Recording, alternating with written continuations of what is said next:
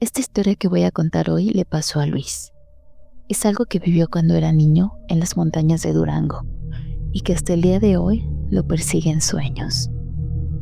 Bienvenidos a Diario del Infierno.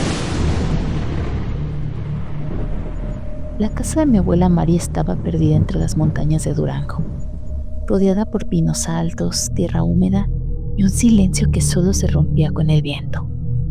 No era un lugar peligroso, al menos eso creíamos. Para nosotros, su casa era sinónimo de vacaciones, juego y libertad.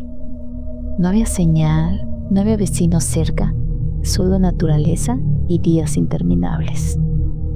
Éramos apenas unos niños. Eran mis primos Leo y René, mi hermana Adriana y yo. Salíamos desde temprano a explorar el bosque, con esa valentía inconsciente que solo se tiene a esa edad. Caminábamos entre árboles torcidos, pisando ramas secas, respirando ese olor a resina y tierra mojada. Pero ese día el ambiente era distinto. El bosque estaba demasiado callado. No había pájaros, ni insectos, ni viento. Solo nuestros pasos y la sensación incómoda de estar siendo observados. Fue entonces cuando lo escuchamos.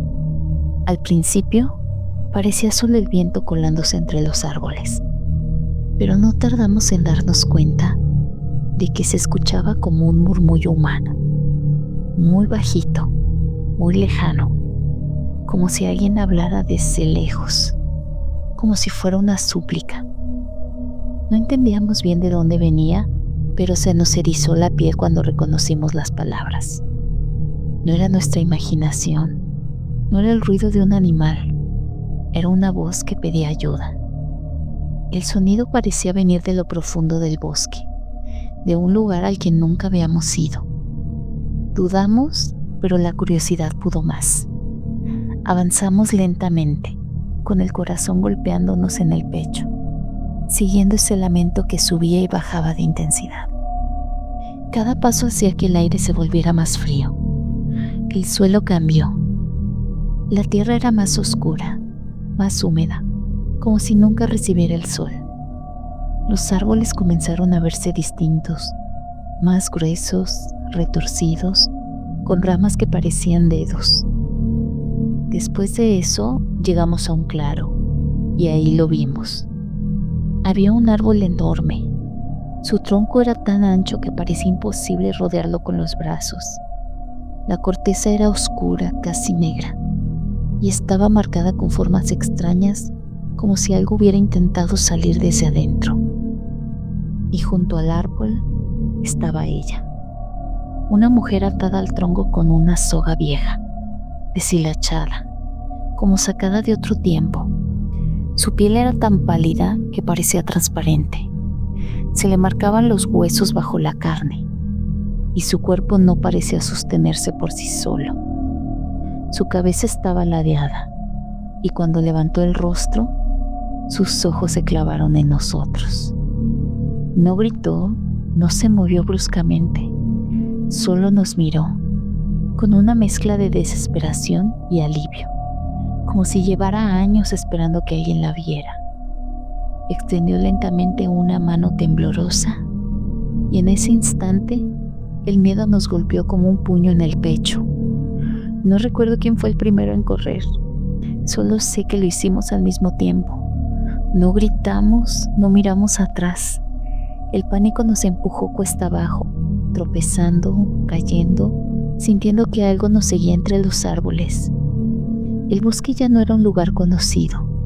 Las sombras parecían moverse solas y las ramas se cerraban a nuestro paso. Llegamos a la casa de mi abuela agitados y con el cuerpo temblando. Cuando logramos contarle lo que vimos, su expresión cambió de inmediato. No dudó, no preguntó detalles. Su rostro se endureció, como si algo que llevara guardado durante años hubiera despertado. Tomó su rebozo, un rosario viejo, y nos pidió que no saliéramos de la casa. Dijo que tenía que ver con sus propios ojos, pero nosotros teníamos tanto miedo que le suplicamos que no nos dejara solos. Así que fuimos todos. El camino al claro se sintió más corto. Y cuando llegamos a ese lugar, estaba exactamente igual, excepto por una cosa. La mujer no estaba. No había soga, no había marcas en el suelo, no había señales de que alguien hubiera estado ahí. Solo el árbol. Mi abuela se acercó con cuidado, tocó el tronco y cerró los ojos. Rezó en voz baja durante varios minutos, mientras el viento soplaba alrededor como un susurro constante. Nos dijo que lo que vimos fue real. De regreso a casa, ya de noche, nos explicó lo que nunca antes se atrevió a decir. Esa zona del bosque tenía historia. Mucho antes de que la casa existiera, una mujer vivió ahí. No era una curandera común. La gente decía que practicaba cosas que no debía, que usaba la montaña para sus rituales. Cuando comenzaron a ocurrir desgracias en el pueblo, la culparon. La capturaron y la llevaron al bosque. La ataron a ese árbol y la dejaron ahí, creyendo que la naturaleza se encargaría de ella, y lo hizo. Con el tiempo, el árbol la absorbió. Su cuerpo se volvió parte del tronco. Sus raíces la reclamaron, pero su espíritu nunca se fue. Mi abuela decía que a veces se manifestaba intentando que alguien la libere, que se aparece como una mujer atada pidiendo ayuda, pero sabe que los niños aún pueden verla. Pero advirtió algo más, que liberarla sería un error, que su descanso, por terrible que fuera, era necesario, que lo que quedó atrapado en ese árbol no era solo una alma, sino algo más antiguo y oscuro. Después de eso, dejamos de visitar la casa con frecuencia, y el bosque dejó de ser un lugar de juegos. Con los años, la historia se convirtió en un recuerdo familiar, algo que se contaba en voz baja como una advertencia. Nadie volvió a hablar del claro, nadie volvió a acercarse a ese árbol, y por un tiempo eso nos dio paz. Crecimos, nos mudamos, la vida siguió su curso. A veces pensaba que todo había sido una mezcla de sugestión infantil, una leyenda local reforzada por el miedo y la imaginación. Hasta que un día, ya de adulto, regresé yo solo a esa zona. No me acerqué al claro, no tuve el valor, pero caminando por el bosque, sentí esa misma presión en el pecho, ese silencio antinatural, y entonces lo escuché. No era una voz clara, no pedía ayuda, era algo más sutil, como un murmullo. No entendía qué era lo que estaba pasando, pero me fui de inmediato. Hoy quiero creer que todo tiene una explicación, que fue una historia heredada, una creencia religiosa, una leyenda para mantenernos alejados de un lugar peligroso.